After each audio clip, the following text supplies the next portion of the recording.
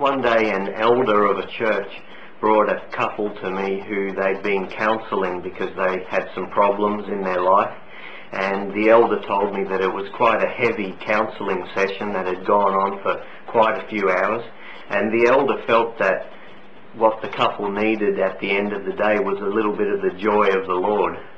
And the elder knew that I'd moved in ministering the joy of the Lord to people before, so they came and asked me to pray for this couple to receive the joy of the Lord. So I laid my hands upon them and I said, "Receive the joy of the Lord." And immediately I saw an angel appear, standing in front of me and facing the couple, and the angel had a golden gift in his hands, and he was reaching out his hands to give this golden gift to the couple. And I just knew in my spirit that the gift was the joy of the Lord.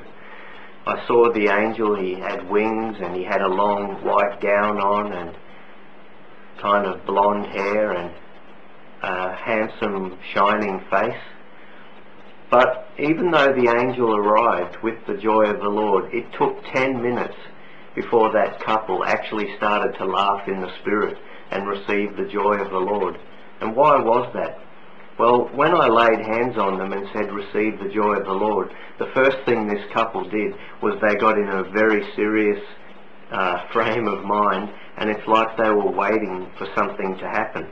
And my guess is that they were waiting for me to prophesy over them, because the church that that couple belonged to is a church that's quite strong in ministering personal prophecies. So because that's the expression of the Spirit that they were used to, I guess they were expecting that to happen again.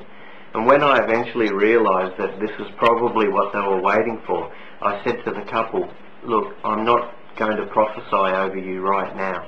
I said, "There's a time and a place for that, but right now the Lord just wants to give you the joy of the Lord."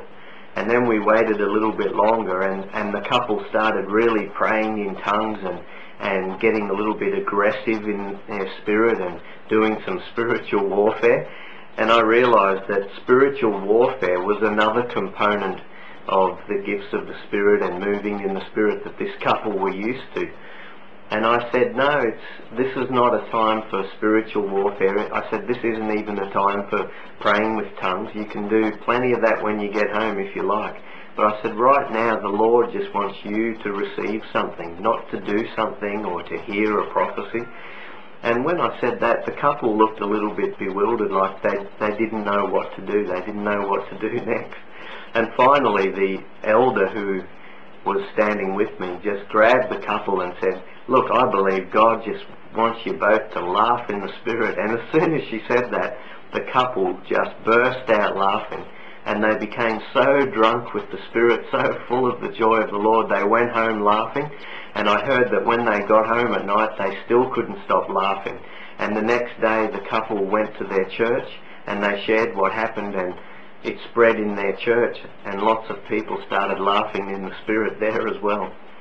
So it's really interesting that although the angel arrived from heaven to give this couple the joy of the Lord, as soon as I laid hands on them, there was things that they were doing that prevented that anointing from manifesting for 10 minutes.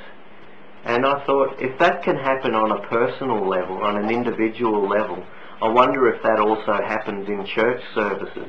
Could it be possible that God's angels are already present in the meeting, just waiting to be given the opportunity to do certain things in our midst?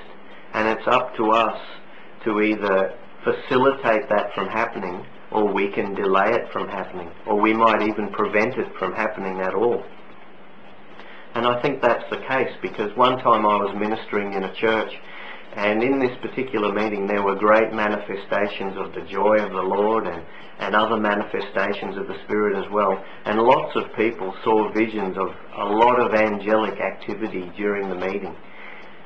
Then I was in another church where things just didn't quite break open like they could have. You could feel the anointing in the room. You could tell that God was wanting to do certain things, but for various reasons the people weren't quite opening up to it, or At that time, some of the various leaders of the meeting didn't quite know how to open up the meeting for these manifestations to take place. And in that meeting, someone saw a vision of lots and lots of angels again. But this time, he didn't see the angels going around doing a lot of activity, but he saw them lined up around the four walls of the church. They were lined up at attention, like soldiers just waiting to hear a command. And so I think that there's things we can do to see a release of the things that God has already made available. When you think about it, when Jesus Christ died on the cross, he already purchased salvation for the whole world. He already purchased healing for the whole world through his stripes. But does everybody receive salvation? Does everybody receive healing? You know, there's something that we have to do about it if we're going to receive it. And since that's true of receiving salvation, since that's true of receiving healing, it's also true of receiving a manifestation of the Spirit in our meetings. You know, so often we think that revival is a sovereign move of God, and it is. But when God has chosen to move sovereignly, he does it by giving us the hearing of faith to activate a move of the Spirit in our midst.